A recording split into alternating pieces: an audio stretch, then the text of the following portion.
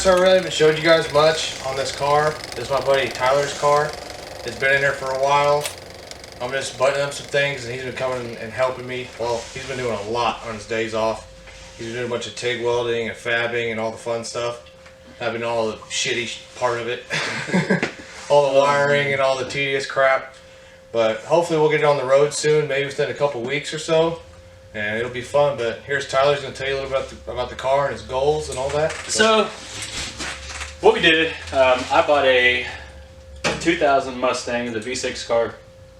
I actually bought it with the front snout cut off. I bought it from Blake at 417 Motorsports, and he used it to mock up some of his front end stuff. So I bought it and it's cut off, and I bought one of his kits along with it, and put the kit on and put it outside the house and figured out kind of what the heck we were going to do with it. And to start out with, there's going to be a little baby T4 76 with a stock bottom end 5.3 like it's got now. And I told you that wasn't going to last long. I told you you're going to go big before it's finished. Oh, man. And I got that turbo, and I got it from a guy here in town. Come to find out, the exhaust turbine was cracked and everything, so I told him, take that piece of shit back. And I got a hold of Josh Heitschmidt at J&D Performance in Miller, and he had an S480 sitting around. I was like, all right, we'll do an S480. I was just going to do those cheapo junk SEP 1500cc injectors and something like that, and make like 700 horse. That's kind of the goal, and just run around. And there's a local 650 class that's been going around, Index race, that's been doing for the last 2 years. Yeah. Has it been 2 years? The biggest class at ORP now. Yeah, I mean, it's usually 30, 40 cars a race, but I was just going to run the 650 class. So I put the S480 on the car, or I held it up and kind of played around, see where I wanted to do for fitment. And I got a hold of Blake at 417, and he and I came up with this crazy ass intercooler deal. So if you look at it, it's you have the water tanks up top. The core is built into the water tank, so if you fill the tank, the water just flows right into the core and sits there. It's like a bath style, they call it. We have plug on the front, plug on the top, and I've got a Davies Craig 150 pump. We're going to circulate water. But we kind of came up with that piece, and it turned out super, super, super badass. And then, like he just said, it progressed, and I sold the S480. We went with the VS's big 88 with the 103 turbine T6 deal, and ended up all stainless hot side, stainless downpipe. I ended up doing a downpipe, a stack right out of the hood, because what the hell, right? And it's a twin 38 tile, wastegates, and just a little single blow-off valve. But as far as the motor goes, it's a Lil Jon did the camshaft, and it's his stage 3 shelf cam, $7.99 heads. It's a Gen 4 5.3 aluminum, blah blah blah blah blah, truck intake. Pretty basic build. Junk gaskets. Junk head gas, yeah, reused head gaskets, reused head studs. I don't think all the head studs are in it, but it'll be okay. What else is junk on this thing? The whole thing's junk. The whole car is really a pile of shit. But it's going to be really fast when it's done. I mean, it's going to be a fun car. The idea is, I want to go like 520s, 5-teens with it. If I could crack a 799 on the big end, that'd be killer. Which, if it happens, it happens. If it don't, it don't. And who did the transmission on it? This is D&J Components. They've took this tranny. It is a 169 Power Glide. Good bell housing. It's got some, we'll call it like prototype stuff I'm testing for them. It's a Holley Terminator X. Is going to power the whole car. It's got a boost leash and bump feature, so I can use some more of Holley's outputs for the tranny side of things. FID 2000 injectors. It's pretty simple. Coilovers up front with stock struts, because they said it won't work, so we're going to figure out how right they are. That's my favorite thing to do. That's what I did with the Camaro. So I had a Camaro back when, a couple years ago. I actually had that car 8 years, and it started out with a little 76, little beater, and a turbo 400. And that car with the turbo 400 and the little baby 76, it ended up going like 608 to the 8th, which was nothing crazy, but it worked. The car worked well. It would wheelie on the street and hook, and it just worked. And I put a 480 on it, then I put a 485 on that, and ended up, I ran out of axle. Really, I had 31 spline axles. The car's kind of heavy, so that made it kind of sketchy. It was a turbo 400, so it was wheelie everywhere. Every time you let out the trans brake, it'd try to flip over backwards and shoot you out the T-tops, and that wasn't no fun. But on the other hand, it hooked. Every time? It hooked every time, everywhere. every time, everywhere, you let off the trans brake, it hooked, and it went. I didn't have to worry about going into second gear, going into high gear, and it trying to get stupid on me, a prep track and no prep, a street, whatever. It went. It's like that famous picture of yours from Skinnies. Oh man, up. No prep. First round, no prep on the bumper, but that car was just kind of. I built it to go 990s. 999 was the goal for the car. First quarter mile pass, it went 966 or some stupid shit like that, and it pissed me off. Because I built the car to go 990s, you know, so it was under tranny, it was under injector, the fuel system was not enough, axle, you know, everything. It was just, so I sold it. Car, whenever you drive on the road, the rear end would whine, and I couldn't do it. So I sold the car. I always wanted a new Edge anyways. So stock bottom N53, all GM, you know, truck intake, cylinder head, 99 cylinder head. But it's got a kick-ass tranny in it. Dave did a hell of a good job on the tranny. It's got a PTC converter. PTC 15.0 converter. I don't hide anything. I'll tell you all it's got. It's a 15.0 converter. 373 rear on a pretty well-built 8.8, wouldn't you say? Yeah. You stole that rear end. It's a well-built 8.8. It's a new Edge length 8.8, but it's front brace. It's bottom brace. It's got a you know, the diff cover's got 35 squat axle, 35 squat strange axle, seat clip. You got some good stuff in this car. I mean, it's not all junk. No, the part list on the car is actually pretty nice. If it'll keep the heads down and the rods straight, it'll go $799. It won't have really much of a problem with that, I don't think. But yeah, it's kind of my beginning. My whole goal for the car was to I wanted to build another 8-second car for 10 grand. I failed. It's easy to do. I failed. But my goal now is to build a 7-second car for less than 15. And I'm into it for, what did I say, 13.5 or so right now. So all this 13.5 or so is what I've got in. I had a lot of people help me along the way. So yeah, I'm not going to discount that. You know, between Bo and Josh Highschmidt and Mike Pierce and Dave Gott and Blake. I mean, I've been taken care of. But at the end of the day, you know, we're a racing family, and that's what we got to do. So this car, $799's out of a junk ass Mustang, and keep it out of the crowd, and we're good to go. Yeah, it's gonna be really fun. Isn't that the goal? I'm looking forward to it. Stock interior, nothing crazy. It's gonna be something I can hop in, I can drive to work, drive to the track. I sold my trailer with the Camaro, so I don't have a trailer. If I want to go racing, I drive it. Simple as that. I'm not buying a trailer for it right now. Got a little baby on the way. She'll be here in 12 weeks, you know, 3 months, and I'm not worried about a trailer. I'm not really worried about a race car, but I'm going to finish it just out of spite. But what do we have left? What do we have left to do? Put a lower coolant line on it. I got to finish. I got to cut one hole and finish 3 welds on the wastegate dumps, because I did plumb the dumps back into the downpipe because I want obnoxious bullshit fireballs whenever I'm on the trans brake. I just want to see some cool stuff. We got to do that. We got to put the interior back together. Yeah. We just got to finish up some wiring. Move the inner roll bar. I fucked that up the first time. Yeah, the inner roll bar is like an inch from hitting the rear end, and when you bounce on it, it actually hits it. So we're going to move that forward some, and we'll have plenty of clearance there. And then we can slam the car, because we really want this thing to sit low. I want it to sit down. So if, you know, I don't know if the camera can see them, but it's got some nice wheels on it right now. My front wheels, they are RC Comp Exiles, 17x4, 4.5, or whatever they come in.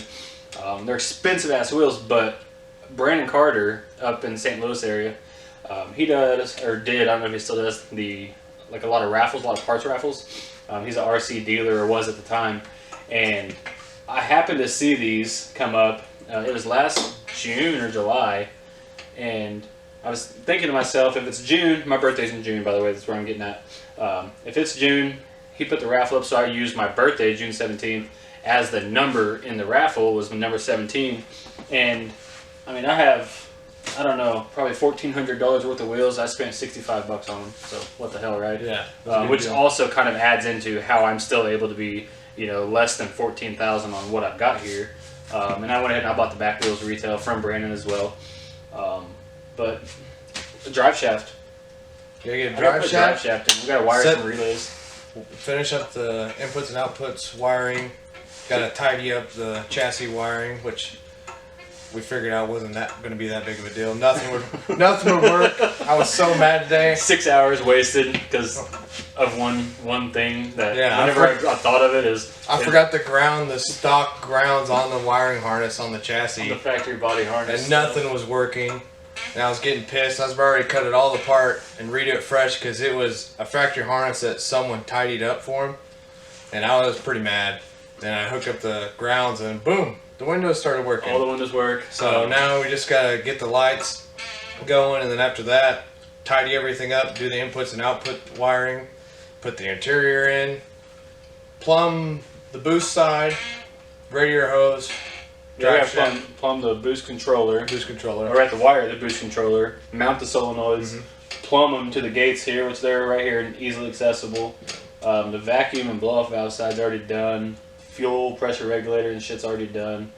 I also did something that everyone said wouldn't work because that's what I do. So if you notice, if you can see in the camera there, it is using the factory truck rails. And I went ahead and I did a deadhead system to feed the fuel system. Most people would have just put rails on it right now and just done your normal return style where you feed the fuel side into the rails and then to the regulator, return it back. I said I'm not doing that. I'm doing something different. So, come here. We still have to find a good spot to mount the regulator. But the way it's going to work is just feed into the rails and whatnot. I didn't feel like this feed and this crossover was going to be enough to supply all the injectors, especially the corners on this side. So what I did is I went to the test port, I pulled out the Schrader valve, and I put this big block. This is a dash 10 right here. Dash 8 feed all the way through, dash 10 out, and then it splits off to 2 dash 6s. And so now, instead of just feeding one side, hoping the crossover right here will feed this rail, I'm directly feeding this rail out of here. This one is feeding this rail, and then whatever pressure delta there is going to meet in the middle and even out, hopefully is the goal, right? So Again, trying new stuff that people said wouldn't work. yeah, I mean, they say it won't work, and I say it will, so we're going to see who's right and who's wrong. Yep. But from there, it's nothing crazy. It's a Bewley, his stage 3 single turbo shelf cams, 660 BTR springs. Nothing big. Reused. Where were we? Well, we're talking about the fuel system. You had FID 2000s. FID 2000s, factory rails, and then like we did, we went a dash 8 is the main feed all the way up to and through the regulator, and then out the regulator it splits off into 2 6s, one for each side, each rail. Then it's got a 15-gallon fuel cell in it, aluminum Amazon fuel cell, which is like $100, $80. Well worth it. Yeah, I mean it was dirt cheap, and it's actually nice. It's probably China metal. The craftsmanship on it was nice. And then I bought Holley's drop-in dual 450 pump hanger, Which is the coolest thing. yeah, I mean it was kind of pricey. It was right on $500, but it's a billet, essentially a fuel cell lid hat, the 12 bolt or whatever, how many bolts they are. You unbolt that. You take this whole module, drop it in, bolt it up. It comes, it's already plumbed and it's already, wires are already separated, and it's got twin 450s in the tank. And you can put 3 in there? I could buy a third one, or since the cell, since I did do a in-tank conversion to a cell that was designed for external pumps, I still do have 2 That's true. You can just pull dash one in 10 there if you outlets want. out of the cell. So I can do another 380 on the rail if I need to. But I probably won't. I'll probably end up going to like race gas or a mix of E85 and race gas, because this runs off the straight pump E85, E70, 60, whatever. Wherever it is. Yeah, we never wherever it check is. it. No, I don't care. But the goal for the car, really, I want to go $799 on the big end one time once it gets a parachute. I'm not going to run out the back without a parachute, just in case it gets squirrely. It'd be kind of pointless to do so and be dangerous, but Yeah, because that'll be, what, close to 200 mile an hour or something? the $799 would be about 170, 170? Yeah, 170, That'd be flying. 75, depending on how the car does short track. Which would also, I'd like to do a bottom 520 to the 8th, 135, 138 mile an hour. That's moving. It's got it had a pre-bent cage that Bo and I actually put in this car, and the cage started out as like your typical you know, 8 or 10, depending on who you talk to. Just a normal main hoop and halo down bars. We put a dash bar in it. I put bars that go back to the trunk. And then I ended up doing a full-on 2x3 subframe connector with outriggers, put the cage on the outriggers, and then even tied in the training mount, the cross member there, tied it into the bottom side of the cage. We tied the cage into the upper torque boxes and did some fun stuff to the lower torque boxes just to make them more rigid. Yeah, more rigid. And the way we actually did the cage, the way it sits, technically it would be like an 850 cage, but it won't pass 850 cert because of where I put my arm and shoulder bars, because I built it to go 25.5 in the future, which will kind of your arm and shoulder bars, to my understanding, which I'm not a fab or chassis guy. I sell stuff for a living, but I want to get some books. Yeah, I don't remember all the rules, but yeah, my understanding, the area, that particular area, is different between the two certs. So I did what I could, because I borrowed a book. Actually, I borrowed Blake's 417 Motorsports. I borrowed Blake's 25.5 book whenever we did this car, just to kind of get an idea. But I want it to be where it's easily able to be switched over to 25.5 in the future, just by adding bars and not have to worry about cutting a bunch of stuff out. Was the big goal. Like I said, it won't pass 850 right now. It's pretty safe, quote unquote, technically safe. I think so. I mean, it's pretty rigid, but it's not going to be by the book until it gets. I didn't want a funny car cage around me. I don't like that stuff. Not for street driving. Like I said, I don't have a trailer for this. If I'm in it, it's on the street, going to wherever I'm going, whether it's the track. I have a baby on the way, so I'm done street racing. I'm not going to street race this car really, unless it's some crazy special occasion, but I doubt I will then. It's keep telling yourself that. All your old friends talk you into it. Yeah, talk to my wife. Yeah. Her and I agreed on one street race this year, which is a buddy back home that we grew up racing each other. But what else, Bo? I mean, it sounds like there's not a lot to it. We've done a lot of work, and it's just a garbage can with some power. Yeah. If you looked at my purchase list, Amazon. Oh, yeah. Amazon. Yeah. And hell, this Cobra bumper, like $100 on Amazon. What the hell, right? No, realistically, thanks to Bo here. If it wasn't for Bo, I would have lost motivation mainly to do anything in this car. By him, first off, when we put the cage in this past summer, fall, kind of got me jump started. Let's go do something about the car and let's build something. And then over the winter, cold bullshit, you run out of time, and I work Saturdays, so I don't have Saturdays. And no heat in your garage. No heat. Basic hand tools in my house built the majority of this car, and then Bo tightened up all the bolts once it got here. Spent a whole day tightening up bolts on this thing. Yeah. Everything was loose. Yeah, it was. But I mean, it was part of that. I told him coming into it, I don't want to rely on crescent wrenches and pliers and whatever. Just go ahead and tighten them all up. But 15,000. I'll be into the car for 15 grand by the time it's all said and done. And I'll have it ain't gonna be rock star race car on terms of, it's not gonna go 480s for 3 years on the same motor, and then it ain't gonna happen. I get that. But it's gonna be fun. It's gonna be fun. That's the whole deal. That's what people get so caught up on numbers. It's like, just have some freaking fun. Nah, I wanna do a high gear Brody. Run 80 down the road and flicker into high. I have more fun just fucking around the street with my friends than I ever did trying to run a number. No. Because that's all you care about is that number. If you don't get that number, you go home depressed. I chased a number with the Camaro. It went 573 with a stock LS1 intake and a billet 480. And it ended up with a ProFlow intake and a billet 485 and went slower.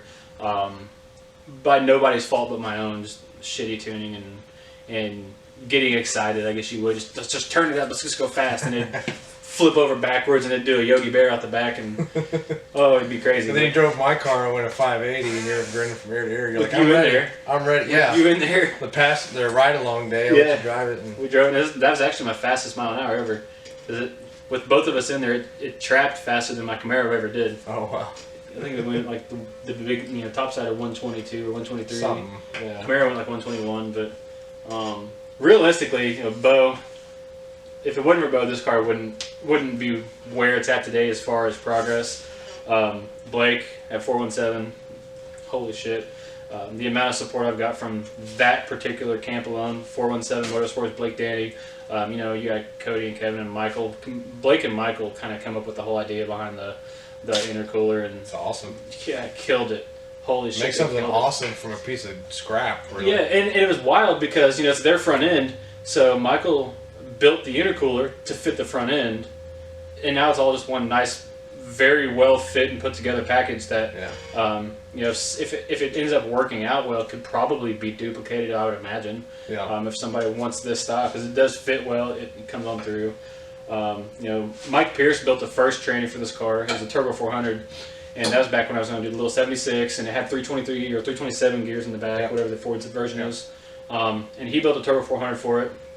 And once we decided that we were going to go fast, ended up getting, you know, we moved the Turbo 400, and I got what Dave got, and he built the Glide in this. And like I said, it's a stock case, but it's good bell housing, good low planetary. It's a 169 low, shafts and all the fancy tranny stuff that y'all talk about. I don't know what good stuff. What the hell is a transmission? I don't know. It's gonna hold together. It'll hold together. It's used planetaries.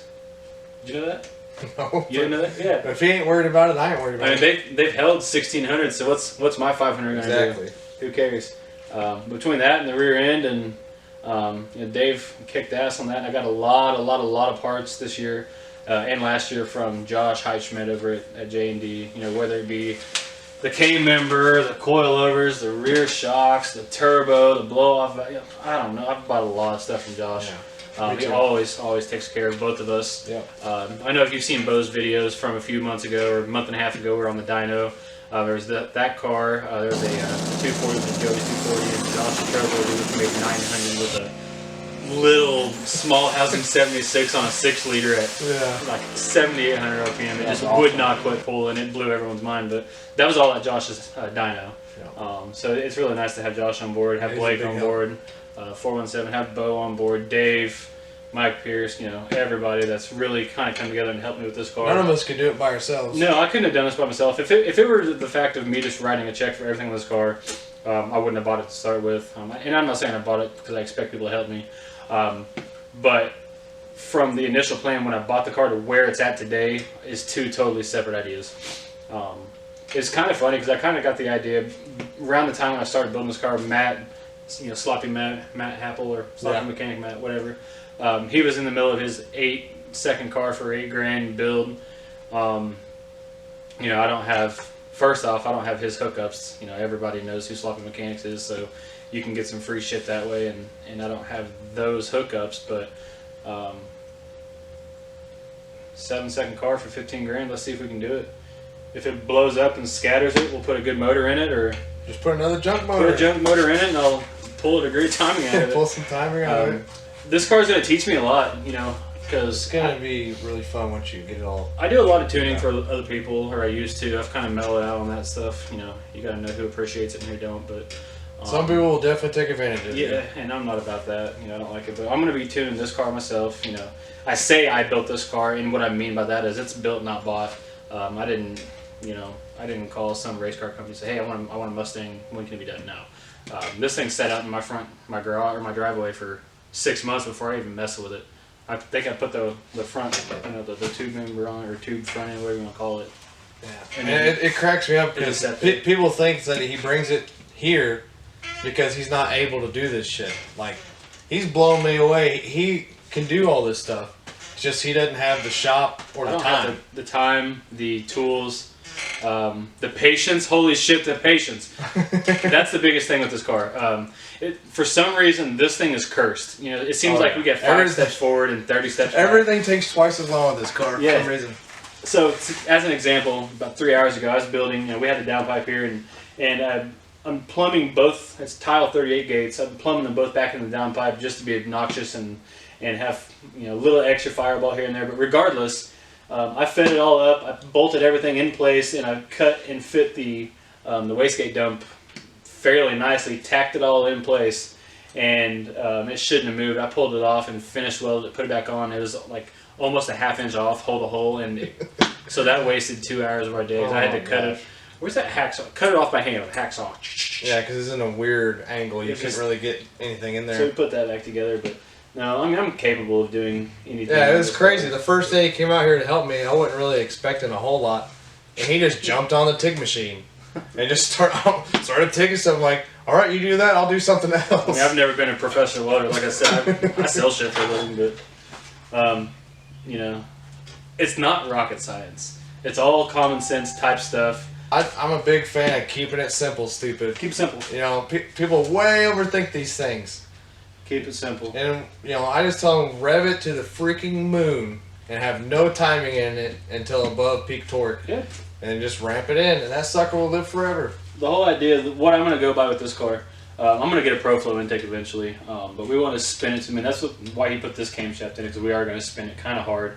I'll probably shift it 78,000, 76 to 7,800, not 1,000. But that's the whole idea. Mine had a stage 2 and it didn't start dropping power until 78. Well, yeah, this is stage 3. We spent $8,000 on the dyno. We spent $8,000 to see when it dropped, and it started dropping at 79. Yeah. This is stage 3. Spin the life out of it. Spin the shit out of it. If it keeps pulling, don't shift it. You keep her in the floor. Yeah. You shift it once it starts dropping power. All these old school guys are scared to death to rev them out, but that's how you make them live. On the turbo LS deals, that's how they live. Just keep timing soft until you can put timing in it without bending shit. Don't lug the motor down. You know, if the converter's too tight and it pulls the motor down, it's going to start hurting. Oh, yeah. So loose converter, or some people like the dump valve idea. Either way, you know. Well, like my motor, the motor that's in my Mustang now, I've had that motor for over 2 years. It used to be in my Camaro. It weighed 3,800 pounds, had a tight converter in it. I was bending rods, lifting heads. I was destroying that motor every time I took it out.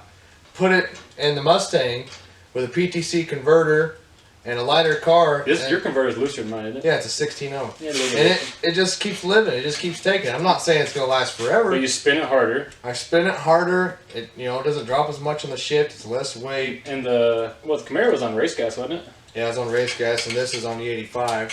So there's so many things, but it's the same motor, and it just really shows the combination of everything. If you get it right, you can make these stock motors really work. I talked to get the combination right. A long time ago, Wes at Show Me Speed here in Springfield. I kept asking him, where does I need to be on my timing? Where do I need to be on my fueling? He goes, I can't tell you. He goes, I can show you, but I can't tell you. I was like, what do you mean? He goes, it's all about the combo. And it took me a year or so to really grasp what he meant by it's all about the combo, because you can have the same car, identical builds, and even one car having a tighter converter than the other is going to make a big difference. And the reason it makes a big difference is not how much power it makes. Average horsepower wins races, but where's the power at? Where is it coupling at? Where is it putting the torque at? Where is it loading this? There's a lot of stuff you can do. But at the end of the day, like I said, spin the shit out of it and keep the timing smart. I don't want to necessarily say soft. If you get too soft, then you're not burning the fuel at that point. Yeah. So keep the timing smart. Fuel the shit out of it. Give it all the fuel it wants. If it don't want it, it's going to spit it out. So just give it what it wants. There's really no need to overfuel it.